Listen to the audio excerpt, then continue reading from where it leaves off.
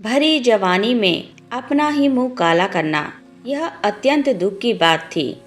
यह तो वह समय होता है जब हर लड़की को सुंदर दिखने की चाह होती है, पर इस दुनिया में बैठे एक से बढ़कर एक हवस के भूखे दरिंदों से बचने के लिए राजकुमारी को यही कृत उचित लगा। और इसके सिवा वह बेचारी सोचती भी तो क्या। उसका इस दुनिया से मन तो तभी उठ गया जब वो अपने खुद के घर में खुद के बाप से ही नहीं बच पाई।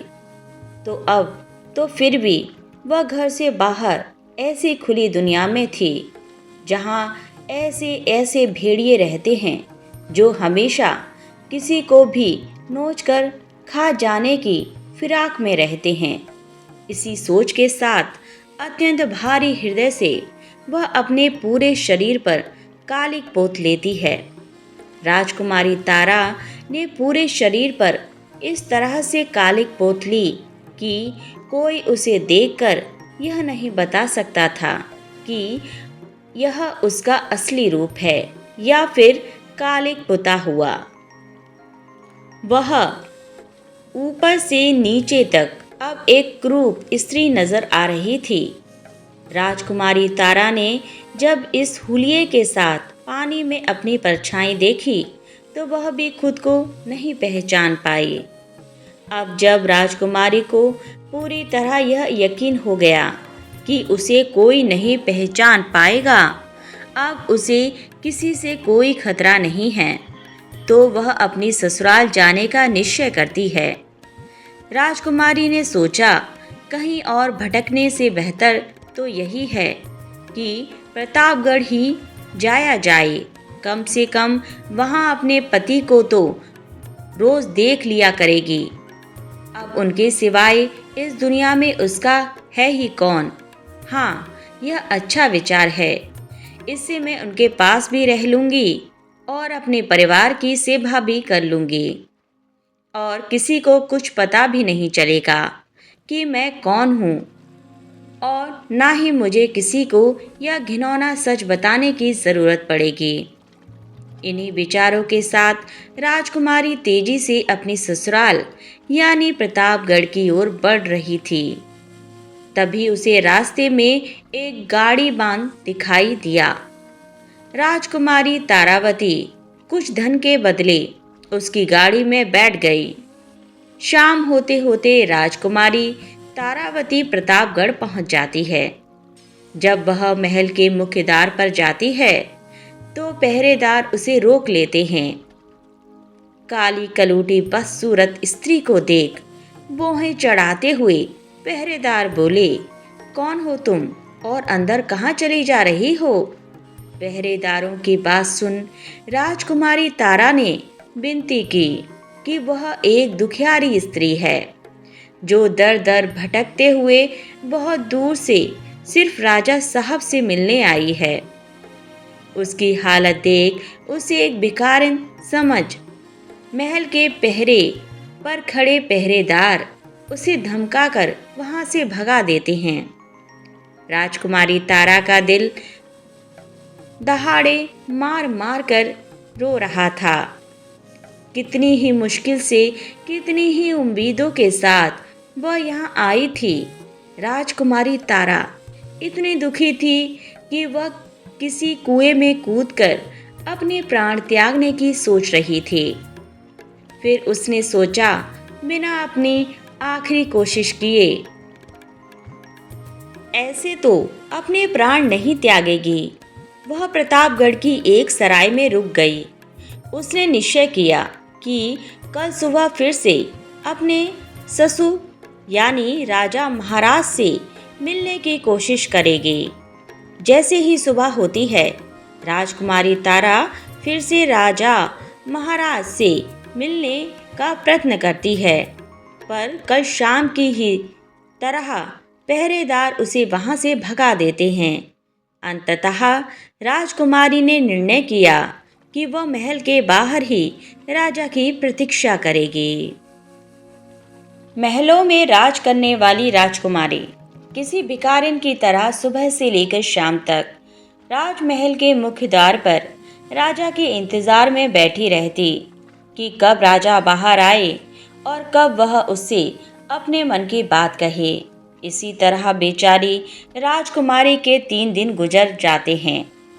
वह सुबह आकर राजमहल के द्वार पर बैठती, पूरा दिन राजा की एक झलक का इंतजार करती और शाम को थक हार कर उदास मन से वापस सराय लौट जाती।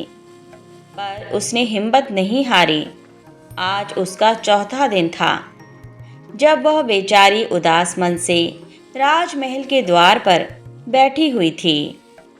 तभी राजमहल का मुख्य द्वार खुलता है और घोड़े पर सवार राजा धर्मपाल राजमहल के बाहर आता है। राजा को देखते ही फुर्ती के साथ राजकुमारी तारा उनके घोड़े के आगे खड़ी हो जाती है और कहती है, हे राजा महाराज, बहुत दिनों से मैं आपका इंतज़ार कर रही हूँ। मुझे आपसे कुछ बात करनी है। एकदम से घोड़े के सामने आई युवती को देख राजा थोड़े से असहज हो जाते हैं और कहते हैं कि कौन हो तुम? राजकुमारी तारा कुछ कहती इससे पहले ही द्वार पर खड़े पहरेदार बोले, महाराज, यह कोई पागल लड़की है जो पिछले कुछ दिनों से आपसे मिलने की जिद कर रही है। हमने इसको बहुत बार भगाया फिर भी, लेकिन यह हर रोज यहाँ आ जाती है। तभी राजकुमारी तारा बोली, माफ करें महाराज, मैं कोई पागल नहीं हूँ। मैं तो एक दुखियारी स्त्री हूँ जो बड़ी उम्मीद लेकर आपसे मिलने आई हूँ। राजकुमारी की बात सुन राजा बोला, सुनो लड़की, अभी तो मैं किसी ज़रूरी कार्य से बाहर जा रहा हूँ। तुम कल इसी समय राज दरबार में आ जाना। कल तुम्हें अंदर आने से कोई नहीं रोकेगा। इतना कहे राजा धर्मपाल वहां से चले जाते हैं। राजा से आश्वासन मिलने पर राजकुमारी वापस सराय चली जाती है। अगले दिन राजा के कहे अनुसार जब राजकुमारी तारा उनसे मिलने के लिए आती है तो पहरेदार बिना किसी रोक टोक के उसे अंदर जाने देते हैं। महल के अंदर आते ही राजकुमारी तारा की नजरें हर जगह राजकुमार अभिमन्यु को ढूंढ रही थीं, पर वह उसे कहीं भी दिखाई नहीं देता। राजकुमारी राज्यसभा में चली जाती है। जब वह राज्यसभा में आती है तो एक काली कलूटी बदसूरत सी महिला को देख राज्यसभा के सभी सदस्य बड़ी अजीब नजरों से उसे घूर रहे थे। राजकुमारी तारा राजा धर्मपाल के समक्ष जा उन्हें हाथ जोड़कर प्रणाम करती है। तारा को देख राजा धर्मपाल बोले, अरे तुम तो वही लड़की हो ना जो कल महल के द्वार पर मेरे घोड़े के सामने खड़ी हो गई थी। कहो तुम मुझसे किस लिए मिलना चाहती थी? राजा की बात सुन राजकुमारी तारा बोली, महाराज, मेरा नाम चंदा है। मैं पास ही के राज्य से बड़ी उम्मीद लेकर आपके पास आई हूँ। आपके बारे में बहुत सुना था कि आप बड़े नेक और दयालु हैं। महाराज, मेरे परिवार में कोई नहीं है। एक माँ थी, वह भी मुझे छोड़कर चली गई। अब मेरा कोई नहीं है। आप मुझे कोई भी काम देकर नौकरी पर रख लीजिए। तारा की बात सुन राजा धर्मपाल ने एक बार उसे गौर से देखा और बोला, मेरे पास नौकरों की कोई कमी थोड़ी ही है जो मैं किसी दूसरे राज्य की बदसूरत सी दिखने वाली लड़की को अपने राजमहल में नौकरी पर रखूंगा। तुम्हारे जैसी बदसूरत सी दिखने वाली लड़की को मैं अपने राजमहल में नौकरी पर क्यों रखूंगा? मेरे पास नौकरों की कोई कमी थोड़ी ही ना है। राजा के मुख से यह बात सुन राजकुमारी तारा बहुत निराश हो जाती है। आगे राजा बोला, अगर यह बात तुम मुझे कल द्वार पर ही बता देती तो मैं तुम्हें वहीं मना कर देता। खामखा तुमने मेरा और अपना वक्त बर्बाद किया। तब राजकुमारी अपनी आखिरी कोशिश करते हुए कहने लगी, महाराज, मुझे आप कुछ भी काम दे दीजिए, बस मेरी दो शर्तें हैं। राजकुमारी तारा आगे कुछ कहती उससे पहले ही पूरा राज्य दरबार हंसी ठहाकों से गूंज उठा। बड़ी अजीब लड़की है, राजा इसे नौकरी तक देने को तैयार नहीं है, और यह है कि राजा के सामने शर्त रख रही है। बड़ी ही मूर्ख लड़की है। राजकुमारी की शर्त वाली बात सुन राजा धर्मपाल भी आश्चर्य से भर गया और उत्सुकता के साथ बोला, अच्छा बताओ, वो तुम्हारी वे कौन सी शर्त हैं? राजकुमारी बोली, महाराज, पहली यह कि मुझे अपने काम के बदले बस 2 वक्त की रूखी सूखी रोटियां ही चाहिए, क्योंकि इससे ज़्यादा की मुझे ज़रूरत भी नहीं है। इसीलिए आप इसे मेरी पहली शर्त ही मान सकते हैं। राजा ने सोचा, बड़ी बेवकूफ़ लड़की है, एक तो काम के बदले सिर्फ रूखी रोटियां मांग रही है और दूसरा उसे शर्त का नाम भी दे रही है। राजा उसकी मूर्खता पर मन ही मन मुस्कुराया और बोला, अच्छा ठीक है, अपनी दूसरी शर्त बताओ। राजकुमारी तारा बोली, महाराज, मेरी दूसरी शर्त यह है, अगर मुझसे कोई गलती हो जाए, कोई भूल हो जाए, तो आप मुझे नौकरी से नहीं निकालेंगे। भले ही मेरी गलती के बदले मुझे कोड़े मारने की सजा दे दीजिए। इतना कह राजकुमारी तारा घुटनों पर बैठकर राजा के सामने गिड़गिड़ाने लगी और बोली, महाराज, मुझ अनाथ पर दया कीजिए। अब आप ही मेरी आखिरी उम्मीद हो, कृपया मुझे मना मत कीजिए। उसको यूं गिड़गिड़ाते देख राजा धर्मपाल को उस पर दया आ जाती है। अंततः वे उसे जानवरों के बाड़े का काम दे देते हैं। राजा के पास बहुत गायें थीं, जिनको खिलाने पिलाने से लेकर उनको चराने ले जाने और बाड़े की साफ सफाई तक का सारा काम राजकुमारी तारा को सौंप दिया जाता है। उसके रहने की व्यवस्था भी पशुओं के साथ बाड़े में ही कर दी जाती है।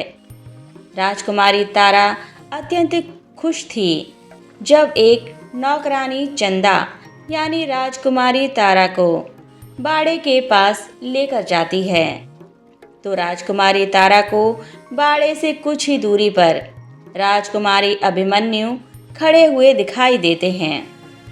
ऐसे अपने पति को बस कुछ ही कदम दूर खड़े देखकर राजकुमारी तारा का हृदय अंदर से उमड़ आता है। उसकी आंखों में खुशी के आंसू आ जाते हैं। एक साथ पता नहीं कितनी ही भावनाएं राजकुमारी के अंदर बह रही थीं।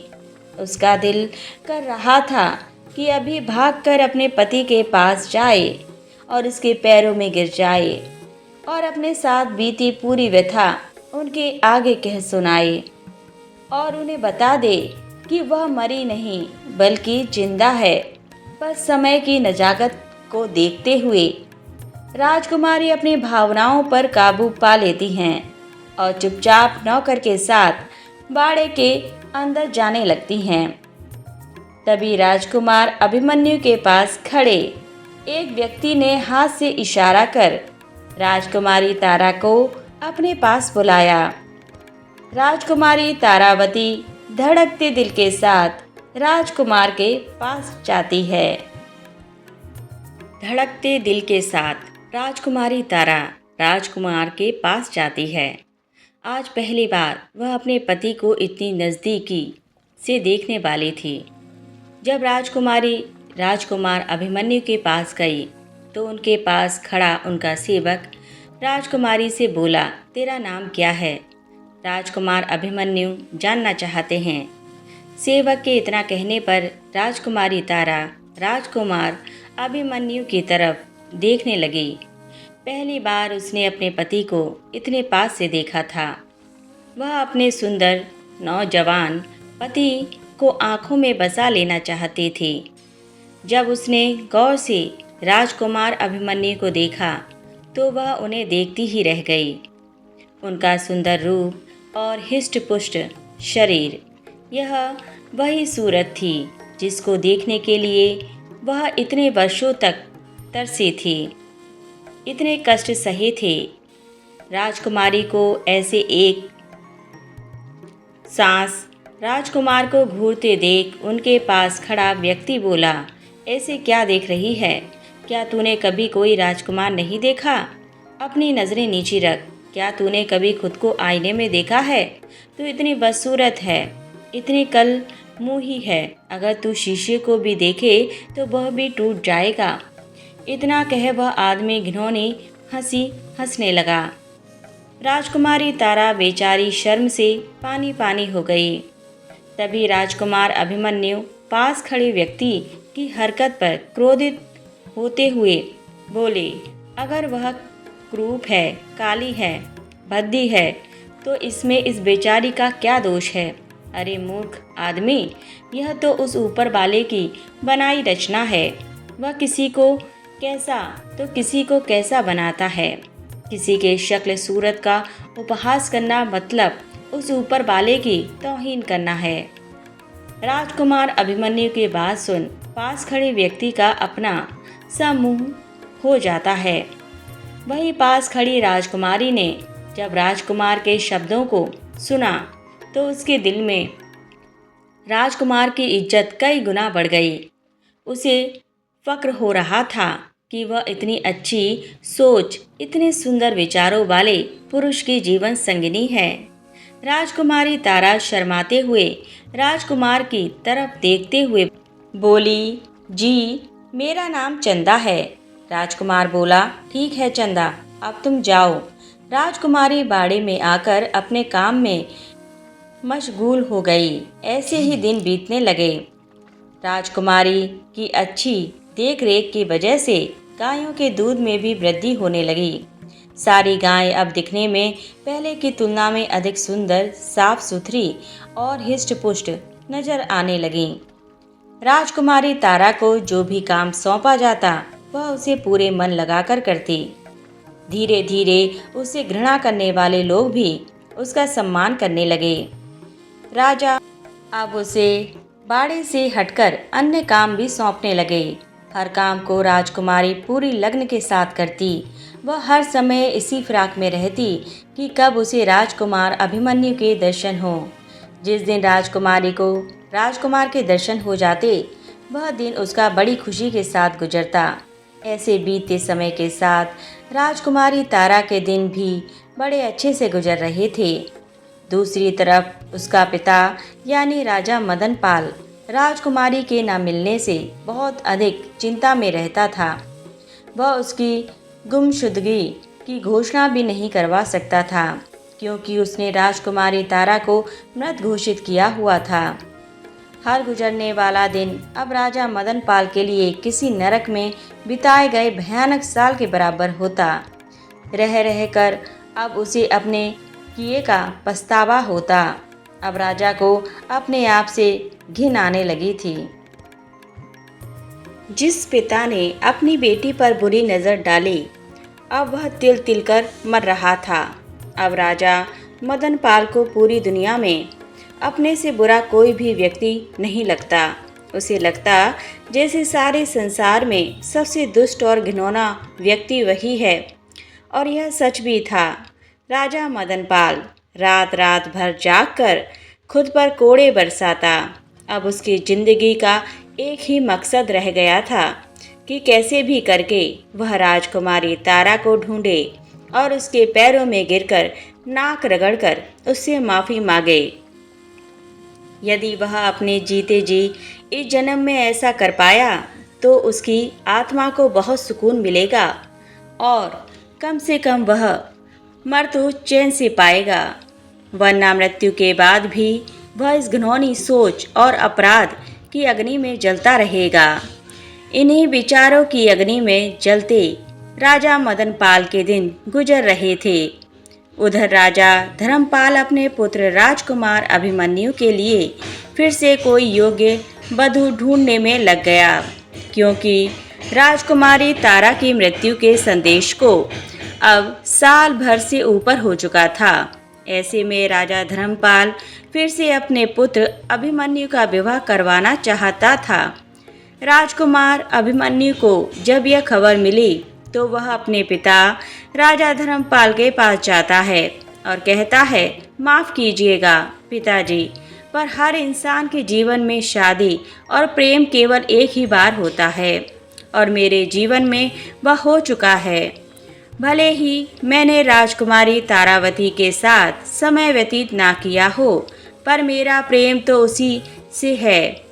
मुझ में ही कोई दोष होगा, तभी तो वह मुझे छोड़कर चली गई। और इस बात की क्या प्रतिभूति है कि मेरे दूसरे विवाह के पश्चात मेरी दूसरी पत्नी जिंदा रहेगी। तो हे पिताश्री, मैं अब दूसरी शादी नहीं करूँगा। पर राजा धर्मपाल के ऊपर राजकुमार की बातों का कोई फर्क नहीं पड़ा। उसने अपनी तलाश जारी रखी। जब यह बात उड़ते उड़ते राजकुमारी तारा के कानों तक पहुंची कि उसका पति उससे इतना प्रेम करता है कि वह अब दूसरा विवाह तक नहीं करना चाहता, तो वह भाव विभोर हो उठी। उसकी आंखों से अश्रु बह निकले। उसका मन कर रहा था कि वह अभी भागे भागे अभिमन्यु के पास जाए और उससे लिपटकर अपनी सारी व्यथा उसे कह सुनाए। पर किस मुंह से वह अपनी आप बीती राजकुमार अभिमन्यु के सामने बताए? किस मुंह से उसे यह कहे कि उसका पिता कितना नीच और घिनौना व्यक्ति है? यह विचार उसके मन में आते ही राजकुमारी के कदम आगे बढ़ ही नहीं पाते। वह बेचारी चुपचाप एक कोने में बैठकर बहते नेत्रों के साथ अपने भाग्य को कोसने लग जाती है। दिन बीतते गए। आखिरकार राजा धर्मपाल को राजकुमार के विवाह हेतु एक कन्या पसंद आ ही जाती है। राजकुमार अभिमन्यु को जब पता चला तो उसने बहुत मना किया, पर राजा धर्मपाल ने उसकी एक भी ना सुनी और उसका विवाह पक्का कर दिया। जब यह खबर राजकुमारी तारा तक पहुंची तो उसके चेहरे पर बेबसी और क्रोध के मिश्रित भाव थे। राजकुमारी तारावती ने निश्चय किया कि चाहे कुछ भी हो जाए, चाहे उसे कुछ भी करना पड़े, वह राजकुमार अभिमन्यु का विवाह अन्य किसी दूसरी स्त्री के साथ नहीं होने देगी। एक औरत सब कुछ सहन कर सकती है, पर अपने जीते जी अपने पति का विवाह किसी दूसरी औरत के साथ यह वह कदापि नहीं देख सकती। यह उसके लिए कभी ना खत्म होने वाले अंगारों के रास्ते पर चलने जैसा है। राजकुमार के विवाह की खबर जब चंदा तक पहुंची तो वह आग बबूला हो गई। उसके ऊपर तो जैसे दुखों का आसमान टूट पड़ा हो। चंदा ने निश्चय किया, चाहे कुछ भी हो जाए, पर वह अपने पति की दूसरी शादी कतई नहीं होने देगी। अगले दिन राजा ने चंदा को राज दरबार बुलाया और राजकुमार के विवाह से संबंधित सारा कार्य उसे सौंपते हुए कहने लगे, चंदा, जो भी काम तुम्हारी देख रेख में होता है वो एकदम सही तरीके से होता है। तो राजकुमार अभिमन्यु की शादी में जो भी छोटे मोटे काम होंगे, जैसे खाने पीने की व्यवस्था, साजो सजावट की व्यवस्था और कपड़े वगैरह, उन सब की जिम्मेदारी तुम्हारी है। राजा की बात सुन चंदा अंदर ही अंदर जल भुन गई। उसे लगा जैसे राजा उसको उसी की अर्थी जलाने की जिम्मेदारी दे रहे हों। चंदा बेचारी चुपचाप हाँ में गर्दन हिलाकर दरबार में चली जाती है। राजकुमार अभिमन्यु की शादी का मुहूर्त कुछ ही दिन बाद निकला था। सब कुछ इतनी जल्दी करने की वजह थी राजा धर्मपाल का डर। उसे डर था कि शादी से ना राजकुमार कोई बखेड़ा खड़ा न कर दे, इसीलिए वह जल्द से जल्द उसका विवाह संपन्न करवाना चाहता था। दिन बीतते जा रहे थे। हर बीतते दिन को राजकुमारी तारा रो रो कर काट रही थी। उसे कुछ भी समझ नहीं आ रहा था कि वह ऐसा क्या करे जिससे राजकुमार अभिमन्यु की शादी टल जाए। दूसरी तरफ महल में शादी की तैयारी जोरों पर थी। अब शादी में सिर्फ 2 दिन ही शेष रह गए थे। राजकुमार की शादी थी तो राजा ने बहुत बड़े भोज का आयोजन भी किया हुआ था। आसपास के सभी गांवों से लेकर पास लगते राज्यों तक को भोज का निमंत्रण दिया हुआ था। पुराने समय में जब बड़े पैमाने पर भोज का आयोजन किया जाता तो भोजन के लिए मिट्टी के बर्तन उपयोग में लाए जाते थे। तो शादी भोज के लिए कुम्हार जब मिट्टी के बर्तनों को लेकर राजमहल आया तो उसने चंदा से पूछा, इन बर्तनों को कहाँ उतारना है? गोसाई चंदा बोली, इन्हें बाहर ले जाकर पटक दो। चंदा की बात सुन कुम्हार असमंजस में पड़ गया। अब क्यों राजा ने चंदा को ही देख रेख का कार्यभार सौंपा हुआ था, तो वह उसके कहे को टाल न सका और उसने बाहर जाकर सभी बर्तनों को नीचे पटक दिया। फलस्वरूप सभी बर्तन नीचे गिरते ही टूट गए। इतने में तेली भी तेल के पात्र लेकर आ गया। राजकुमारी तारा ने हुक्म देकर वो सारा तेल भी मिट्टी में उड़वा दिया। यही कृत उसने ग्वाले के साथ भी किया। ग्वाला जब दूध लेकर आया तो चंदा ने उसके सारे दूध को भी जमीन पर बिखरवा दिया और अंत में जहाँ खाने की सामग्री रखी हुई थी वहाँ अनेकों कीटों को भी छोड़ दिया, जिससे सारी भोजन सामग्री भी नष्ट हो गई। राजा को जब इन सब की खबर लगी तो वह मारे क्रोध के पागल हो गया। गुस्से में लाल पीले राजा के क्रोध की कोई सीमा न रही, क्योंकि विवाह के सिर्फ 2 दिन ही बचे थे। अब इतनी जल्दी इतने सारे मिट्टी के बर्तन कैसे तैयार होंगे और तेल, दूध और अन्य भोजन सामग्री भी फिर से इकट्ठी करने में बड़ी मुश्किलें आएंगी। गुस्साए राजा ने तुरंत सिपाहियों को चंदा को पकड़कर लाने का आदेश दिया। इसके आगे की कहानी अगली वीडियो में। वीडियो यदि अच्छा लगा हो तो वीडियो को लाइक करना बिल्कुल भी ना भूलें और इसी प्रकार की यदि आप भविष्य में वीडियो देखना चाहते हैं तो हमारे चैनल को सब्सक्राइब ज़रूर कर लें। पूरा वीडियो वॉच करने के लिए धन्यवाद।